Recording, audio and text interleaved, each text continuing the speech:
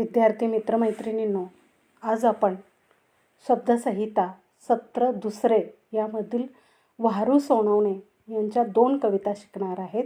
पहिली कविता आहे गोधड आणि दुसरी आहे चळवळ म्हणजे.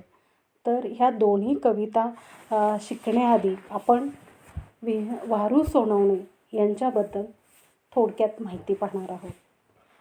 नंदुरबार जिल्ह्यातील शहादा तालुक्यातील श्रीखेड येथे वारू सोनवणे यांचा जन्म झाला.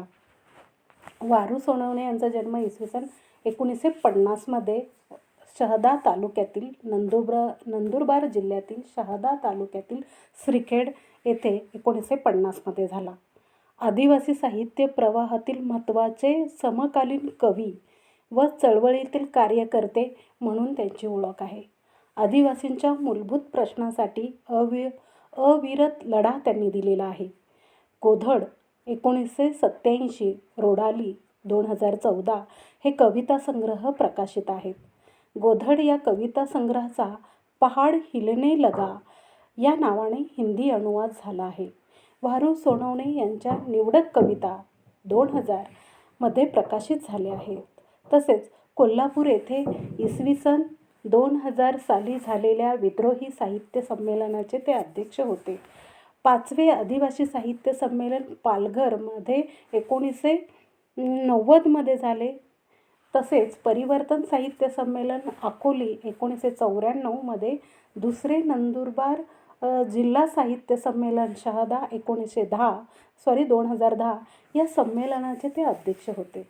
विविध सामाजिक सांस्कृतिक घडामोडीवर त्यांनी लेखन केलेले आहे आणि आदिवासींच्या मधला एक कार्यकर्ता, त्यांचं साहित्य, त्यांच्या भावना आपल्या कवितेच्या माध्यमातून समाजासमोर मांडणारा कवी म्हणून वारू सोनवणे यांची ओळख आहे.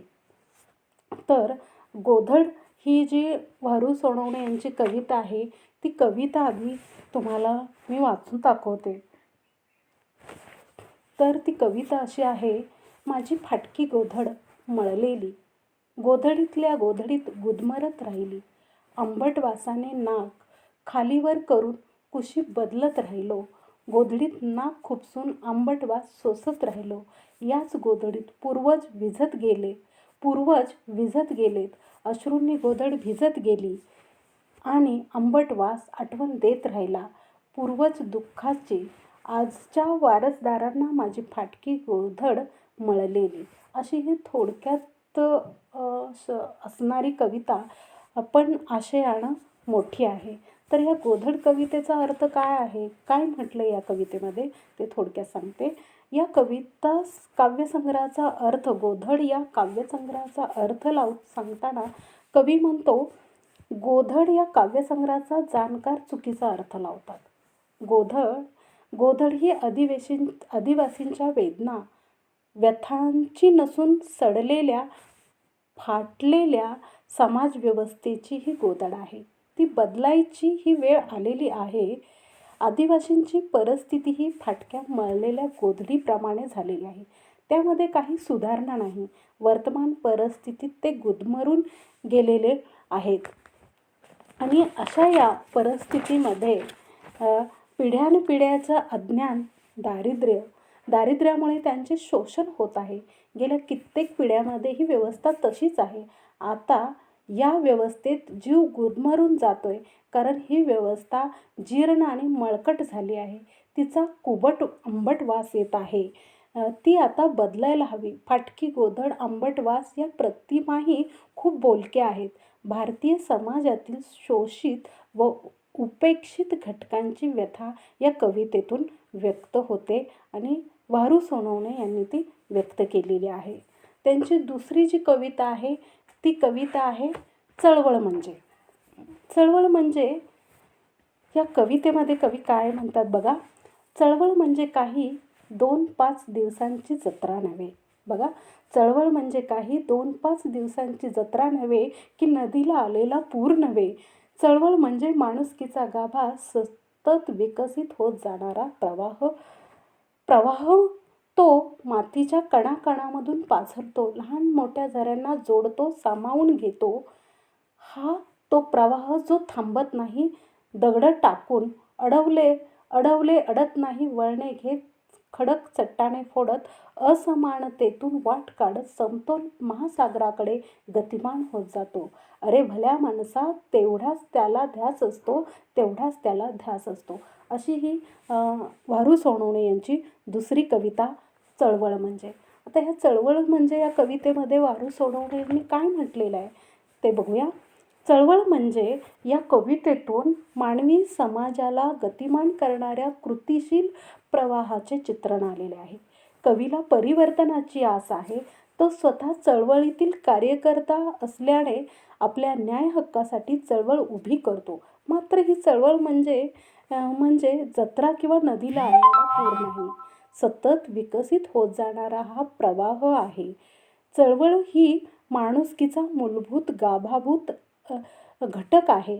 मानवतेच्या प्रस्थापनेसाठी अखंड कार्यरत असणाऱ्या चळवळींना व त्यांच्या कार्यकर्त्यांना विरोध करणारे, त्यांना वेगवेगळ्या माध्यमातून अडथळे आणणारे अनेक घटक असतात. तरीही या विषम व्यवस्थेमधून चळवळ विशाल महासागराकडे वाट काढत असते. परिवर्तनवादी चळवळीच्या केंद्रस्थानी माणूस असायला हवा, हे कवी विशेषत्वाने इथे नोंद करतो. असे हे थोडक्यात कवीचा अर्थ आहे. तर अशा ह्या वारू सोनवणे यांच्या ह्या 2 कविता आपण पाहिलेल्या आहेत. त्यानंतर आपण प्रज्ञा दया पवार यांच्या माणसासारखा माणूस असूनही ही एक कविता आणि आग आणि फुपाटा ह्या 2 कविता पाहणार आहोत. तर माणसासारखा माणूस असूनही आणि आग आणि फुपाटा ह्या 2 कविता पाहण्याआधी प्रज्ञा दया पवार यांच्याविषयी आपण थोडक्यात माहिती पाहणार आहोत.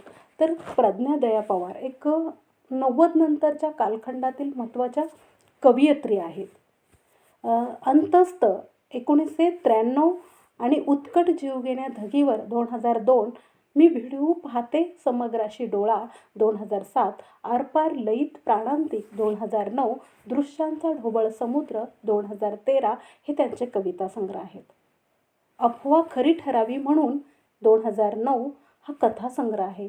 केंद्र आणि परीख 2004, धांदात खैरलांजी 2007 हे नाटक मी भयंकराच्या दरवाजात उभा आहे 2007, विमुक्ताचे स्वातंत्र्य 2018 ही संपादने त्यांची प्रसिद्ध आहेत. महाराष्ट्र शासनाचा कवी केशवसूत वाङ्मय पुरस्कार तसेच यशवंतराव चव्हाण मुक्त विद्यापीठ नाशिक व महाराष्ट्र फाउंडेशन यांचेही पुरस्कार त्यांना प्राप्त झाले. त्यांच्या कवितांचे अनुवाद मल्याळम, तमिळ, तेलुगू, कन्नड, गुजराती, हिंदी, बंगाली, रशियन आणि इंग्रजीमध्ये झालेले आहेत. पद्मश्री दया पवार प्रतिष्ठान मुंबई या संस्थेच्या त्या कार्याध्यक्ष आहेत. सामाजिक चळवळीत विशेषतः स्त्री संघटनेमध्ये सहभाग आहे. ज्ञानसाधना महाविद्यालय ठाणे येथे प्राध्यापक म्हणून कार्यरत आहेत.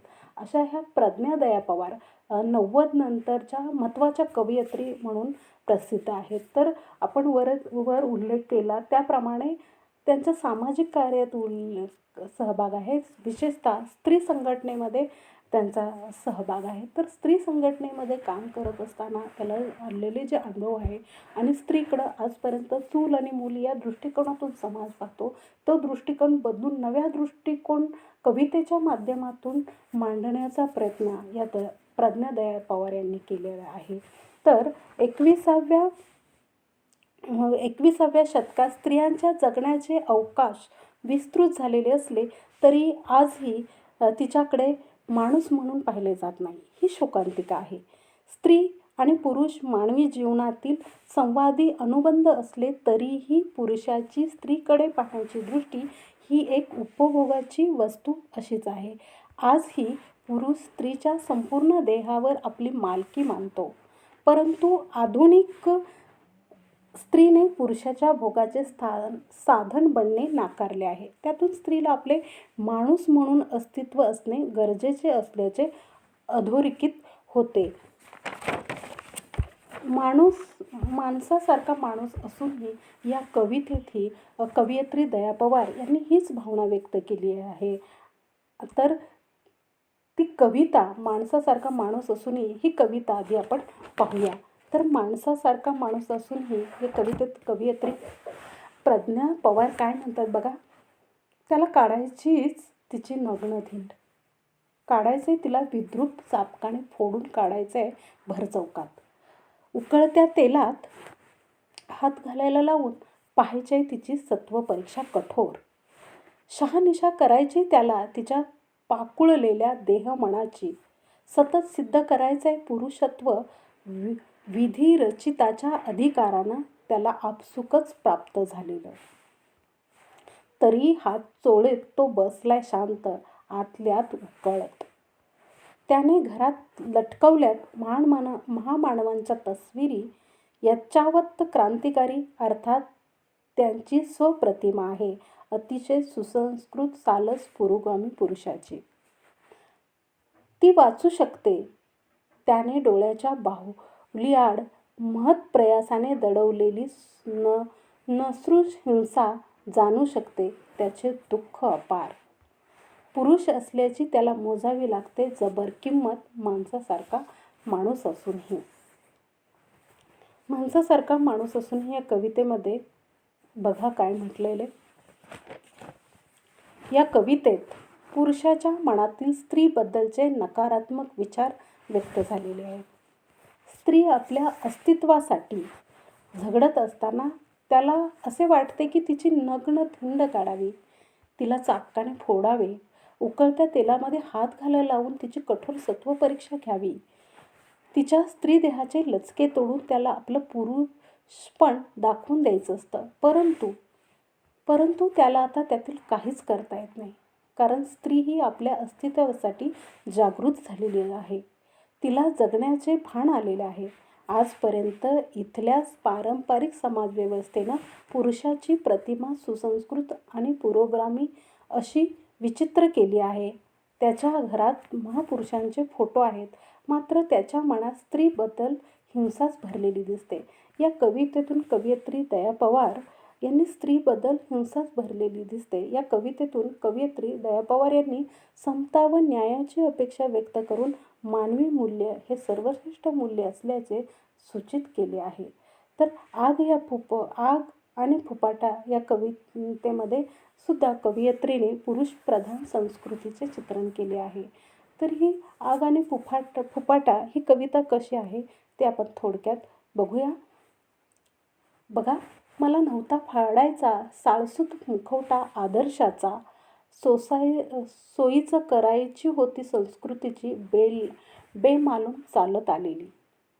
केंद्र आणि परीघ फारकत नाही केली मी, वाहत आणला वहिवाटाचा निखारा, फडफडणाऱ्या पदरातून शालीन मिसळला सगळ्याच मिथ्यकात माझा समकालीन भाव समर्पित.